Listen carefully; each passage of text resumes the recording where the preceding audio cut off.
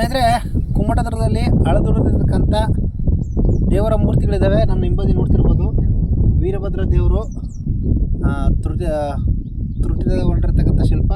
ಹಾಗೆ ಅದರ ಪಾದಗಳು ನೋಡ್ತಾ ಇರ್ಬೋದು. ಅಂದರೆ ಇದು ವೀರಭದ್ರ ದೇವರು ಅಂತ ನಮಗೆ ಕಂಡು ಬರುವಂಥದ್ದು. ಹಾಗೆ ಇನ್ನೊಂದು ಕೈಯಲ್ಲಿ ಶಿವಲಿಂಗ ಹಿಡಿದಿರ್ತಕ್ಕಂಥ ಶಿಲ್ಪ ಕಂಡು ಬರ್ತಾ ಇದೆ. ಅದು ಯಾವ ಶಿಲ್ಪ ಅಂತ ನನಗೂ ಕೂಡ ಗೊತ್ತಿಲ್ಲ. ಗೊತ್ತಿದ್ದವರು ಅದು ಕಮೆಂಟ್ ಮಾಡಿ. ಆ ಥರದ್ದು ಎರಡು ಶಿಲ್ಪ, ಶಿವನನ್ನು ಕೈಯಲ್ಲಿ ಹಿಡಿದಿರ್ತಕ್ಕಂಥ ಎರಡು ಶಿಲ್ಪಗಳು ನಮಗೆ ಕಂಡು ಬರುವಂಥದ್ದು ಈ ಕುಮ್ಮಟದುರ್ಗದಲ್ಲಿ.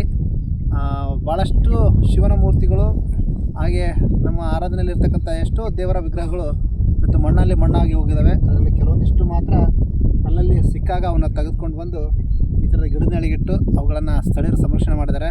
ಅಷ್ಟೇ ಅಲ್ಲದೆ ಸುಮಾರು ಕೋಟೆ ಕಳೆದ ಬಾರಿ ನಮಗೆ ರೈಲ್ವೆ ಲೈನ್ ಬಂದಾಗ ಅಲ್ಲಿ ಸಾಕಷ್ಟು ಕೋಟೆ ಕಲ್ಲುಗಳು ಆ ರೈಲ್ವೆಗೆ ಆಹುತಿ ಆಗಿಬಿಟ್ಟು ಅಲ್ಲೂ ಕೂಡ ಒಂದು ಸುಸಜ್ಜಿತವಾದಂಥ ಕೋಟೆಯ ಅವಶೇಷಗಳು ನಮಗೆ ಕಂಡುಬರುವಂಥದ್ದು.